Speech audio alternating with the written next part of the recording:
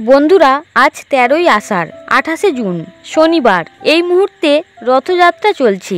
অন্যদিকে আষাঢ় মাসের শুক্ল পঞ্চমী তিথি অনুসারে আজকেই পড়েছে প্রথম বিপত্তারিণী ব্রত। তাই অনেকেই হয়তো আজকের দিনে মা বিপত্তারিণীর ব্রত পালন করছেন। বন্ধুরা, আজ শনিবার বিপত্তারিণীর ব্রত আপনি রাখুন বা নাই রাখুন, আজকের দিনে যেহেতু শ্রী শ্রী মা বিপত্তারিণী ব্রতের তিথি রয়েছে, তাই আজ মা বিপত্তারিণীর এই ব্রত কথাটি শ্রবণ করে মায়ের উদ্দেশ্যে একটি প্রদীপ ও ধূপকাঠি পারলে অবশ্যই প্রজ্বলন করুন। যে কোনো দুর্গা মন্দির বা কালী মন্দির বা আদিশক্তির যে কোনো রূপের মূর্তির সামনে অথবা নিজের বাড়িতে যদি দেবী মূর্তি থাকে তাহলে অবশ্যই তার সামনে আজকের দিনে একটি প্রদীপ প্রজ্বলন করুন এবং মা বিপত্তারিণীর এই ব্রত কথাটি একবার হলেও শ্রবণ করুন। দেখবেন মায়ের কৃপায় আপনার ও আপনার পরিবারের কল্যাণ হবে এবং সকল বিপদ দূর হবে। শুরু করছি মা বিপত্তারিণীর ব্রত কথা। পুরাকালে নারদ মুনি ঘুরতে ঘুরতে একদিন কৈলাসে এসে উপস্থিত হলেন। সেখানে শিব ও দুর্গাকে প্রণাম করে নারদ মুনি জিজ্ঞাসা করলেন, হে প্রভু, আপনি তো মঙ্গলময় আর সব রকম মঙ্গলের কারণ।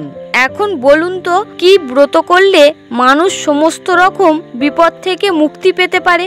নারদের এই কথা শুনে মহাদেব বললেন, যে স্ত্রীলোক বিপত্তারিণীর ব্রত করে সে সমস্ত রকমের বিপদ থেকে রক্ষা পায়। নারদ জিজ্ঞাসা করলেন, পূর্বে এই ব্রত কে করেছিলেন, তার নিয়মেই বা কি এবং এর ফল কি? অনুগ্রহ করে কৃপাপূর্বক আমাকে বলুন। নারদের এই কথা শুনে মহাদেব বললেন, পুরাকালে বিদর্ভ রাজ্যে একজন সত্যনিষ্ঠ রাজা ছিলেন। তার স্ত্রী রানীও ছিলেন ভক্তিমতী এবং যথেষ্ট গুণ সম্পূর্ণা। ঘটনাচক্রে রানী এক মুচিনির সঙ্গে সই অর্থাৎ বন্ধুত্ব পাতিয়েছিলেন। মুচিনিকে তিনি প্রায় নানা রকম ফল খাদ্যদ্রব্য উপহার দিতেন। মুচিনি খুব গরিব ছিল, তবু তার খুব ইচ্ছা রানীকে কিছু দেয়। রানী রোজই বলেন যে একদিন তোমার কাছে থেকে চেয়ে নেব, কিন্তু চাওয়া আর হয় না। হঠাৎ একদিন রানী বললেন, তোমরা তো গোমাংস রান্না করো, একদিন একটু নিয়ে এসো, দেখবো কি রকম হয়। মুচিনি রানীর কথা শুনে খুব খুশি হয়ে খুব যত্ন সহকারে গোমাংস রান্না করলো। তারপর কাপড় ঢাকা দিয়ে রাজবাড়িতে এনে রানীকে বলল, এই যে রানীমা, দেখুন গোমাংস এনেছি। রানী সেই গোমাংস ঢাকাঢুকি দিয়ে নিজের ঘরে লুকিয়ে রাখলেন।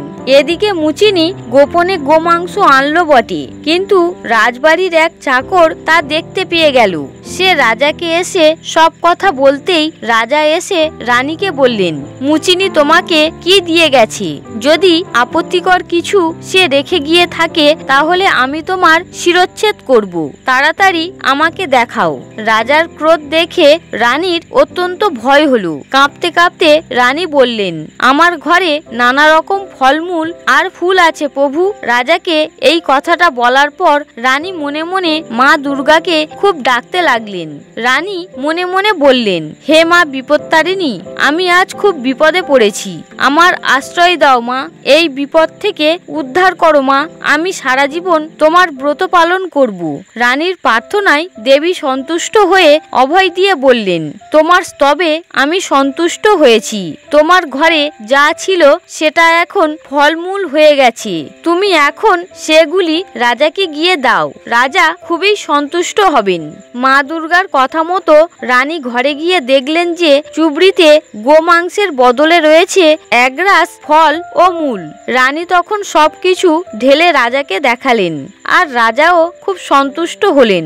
মা বিপত্তারিণী দুর্গার কৃপায় রানীর বিপদ কেটে গেল।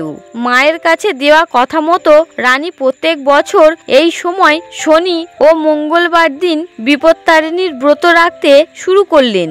13 রকমের ফল ও 13 রকমের ফুল, 13 গাছা লাল সুতো, 13 রকমের নৈবেদ্য মা বিপত্তারিণীর উদ্দেশ্যে নিবেদন করল।